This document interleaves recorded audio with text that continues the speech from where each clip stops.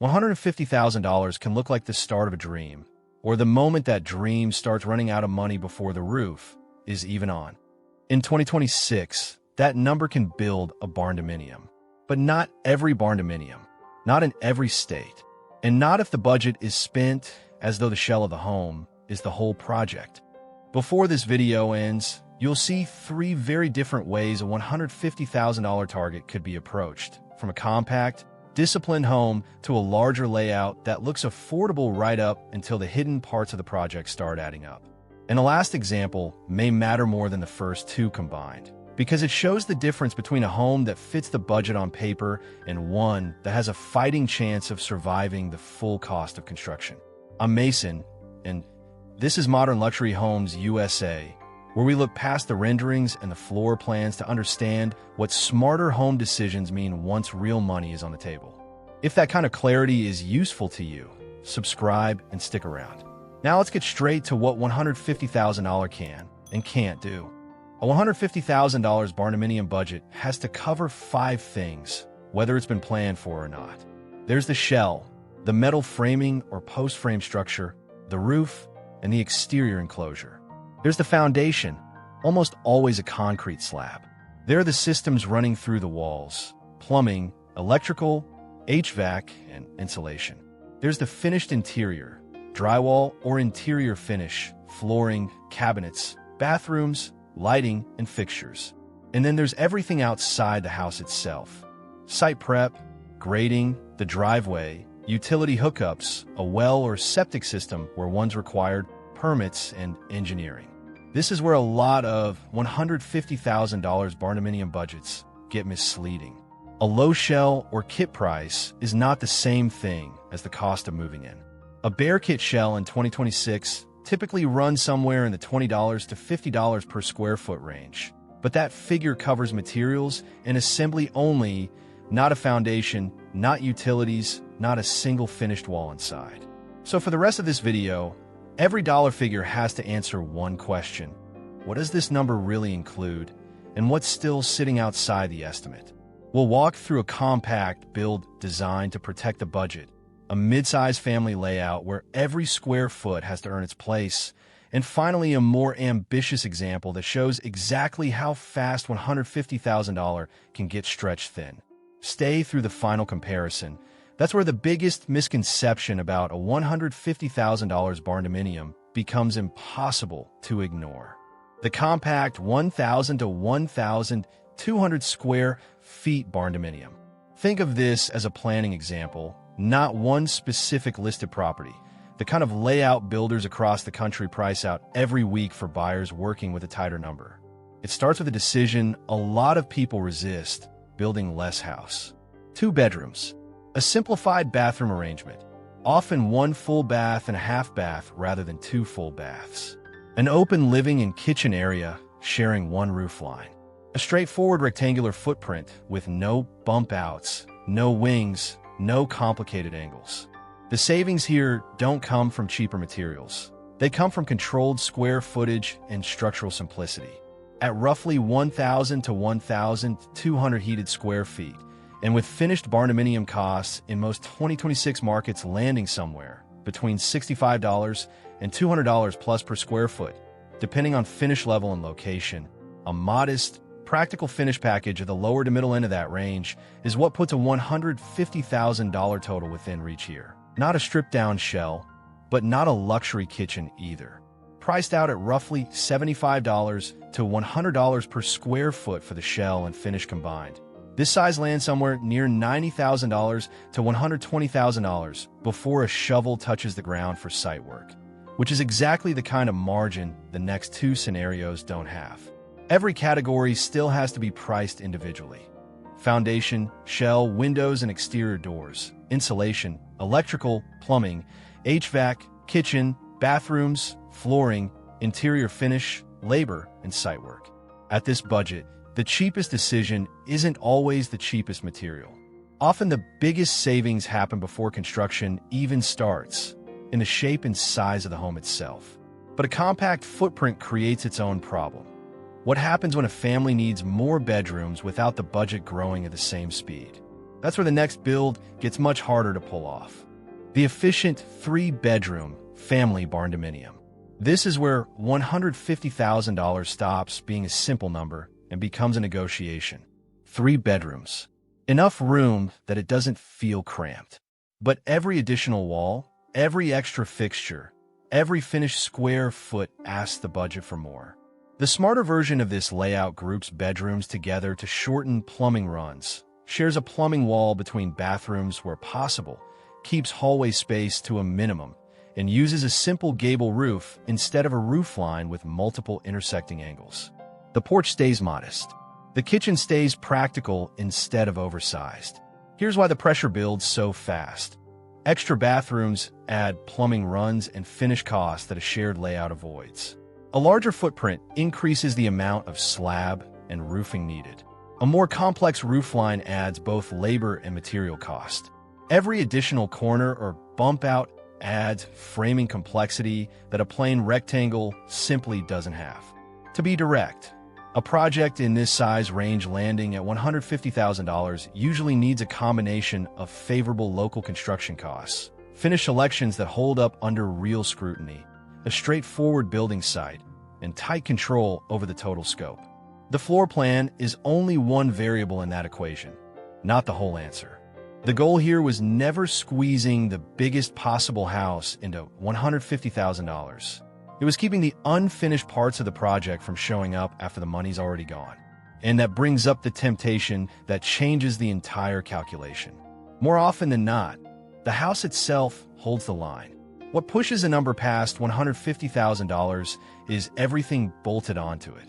3-bedroom barndominium with large garage, shop plus covered outdoor space approximate 1,500 to 1,800 square feet heated space.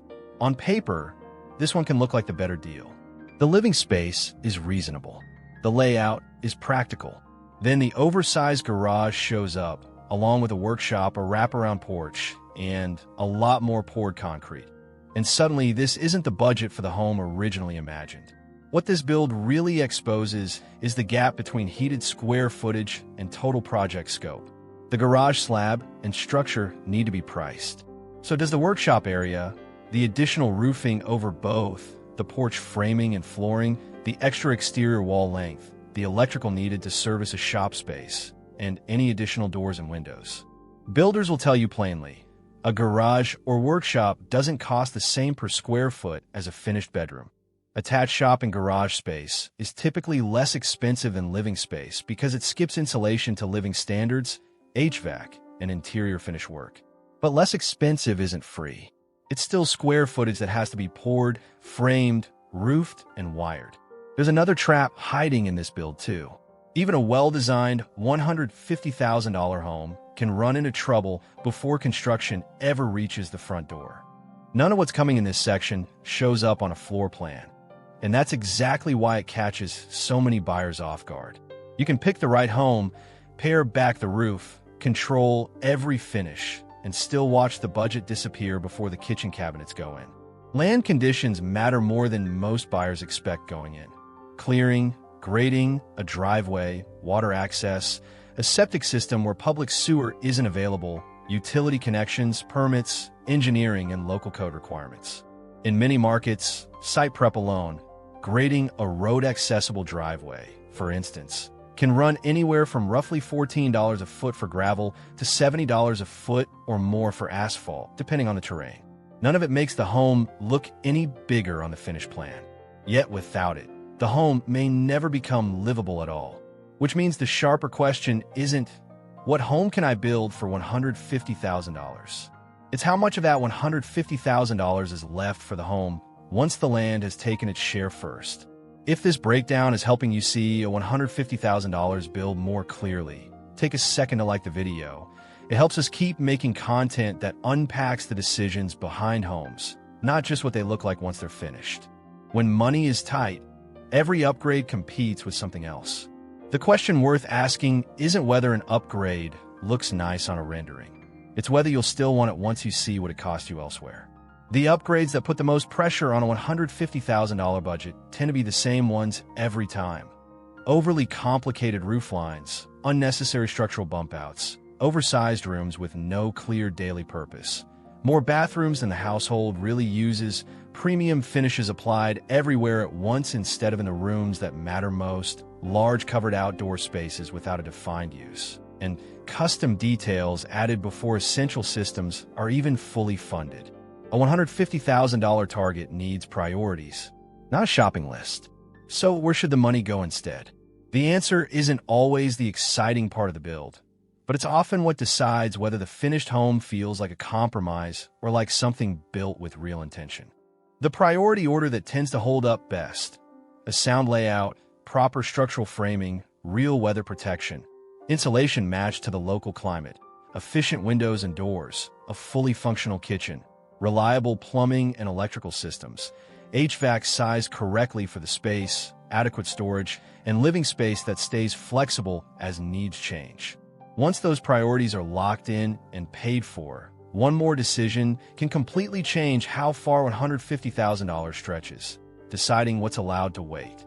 Not every feature on the wish list has to be finished on move-in day. Where it's locally permitted and properly planned for in advance, some things can wait without consequence. A future porch expansion, finishing out a workshop later, adding built-ins down the road, landscaping in year 2 instead of year 1, and other upgrades that don't affect whether the home is safe or livable today. What should never be pushed off: safety requirements, code-mandated items, essential weather protection, and mechanical systems. The home needs to function at all. Phasing works when it delays the optional. It fails the moment it delays the essential. What improves the chances of hitting $150,000?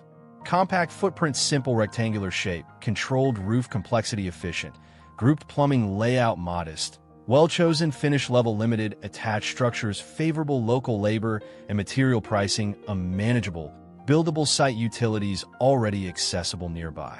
What tends to push it past $150,000? Larger heated square footage, multiple additional bathrooms, complex, multi-angle rooflines, a large attached garage or shop, extensive porches or covered space, difficult or remote land well, septic or utility complications, premium finishes throughout a high-cost local labor market. Of the 3 scenarios in this video, only the compact build has a realistic shot at landing at $150,000 in most markets today. The family layout depends on favorable local conditions to get there, and the version with the shop and porch usually needs more money to finish the way it looks in the rendering. So what does $150,000 actually build in 2026? There's no single home behind that number. It builds different possibilities in different places under different conditions. But the strongest version of that budget almost always starts with a smaller, pared-back home that knows exactly what it's trying to do. If you were working with a $150,000 target, what would you protect first? More square footage, an extra bedroom, a bigger garage or workshop, better finishes, or keeping the whole design pared back? Drop your priority in the comments and tell us what's driving that decision for you. And that raises another question worth asking.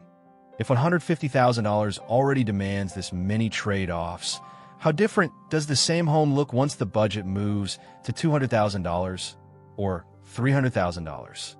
At the start of this video, $150,000 looked like a single answer. Building a Barndominium has a way of turning one number into dozens of decisions. The home gets smaller or larger. The roof gets plainer or more complicated. The garage grows. The finishes improve. The land asks for more. And every one of those choices reshapes what that original $150,000 ends up becoming. How much house you forced the number to buy says less than how well you decided where the money went. Because a smarter home doesn't start with a bigger budget.